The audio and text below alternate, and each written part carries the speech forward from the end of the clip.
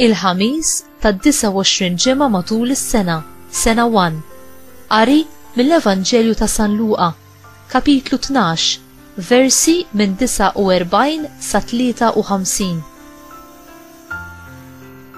F'dak iż-żmien Ġesu qal: Nar ġejt inqiegħed fuq l-art u kemm nixtieq li diġà qabad. Iżda hemm mudija li biha għandi nitammet u xtieqa għandi sa ma dan isseħħ. Taħsbu intom li ġejt inġib il-paċi fid-dinja? Le ngħidilkom, imma l-firda.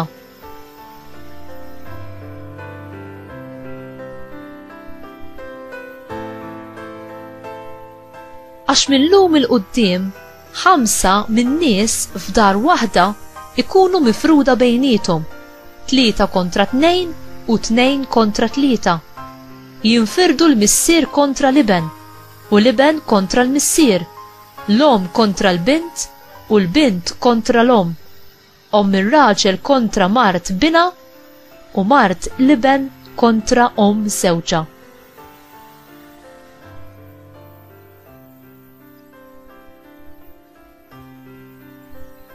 Il-kelma tal-mulej tifħir lilek Kristu.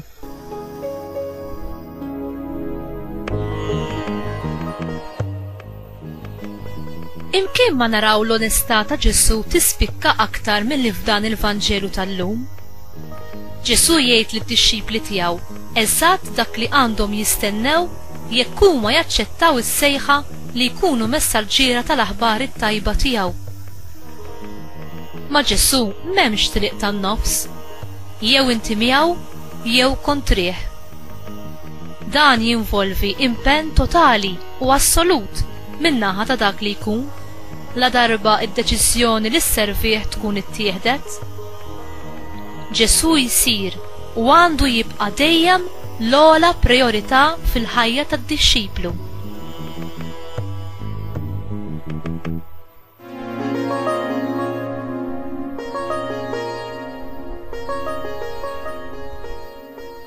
Meta wieħed jissottometti ruħu għar-rieda mqazza ta' Alla, huwa proprju meta jitlaq dawk il-persuni u l-affarijiet li għalih jidhru prezzjużi li mbagħad jiksibhom lura b'mod isbaħ anki għal mid-darba aktar. Huwa tassew Ġesu li għandu l-post ewlieni f'qalbek u f'ħajtek?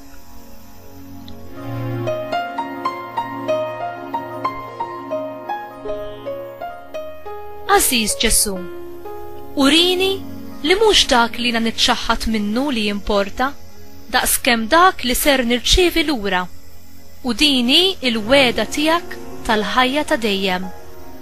Amen.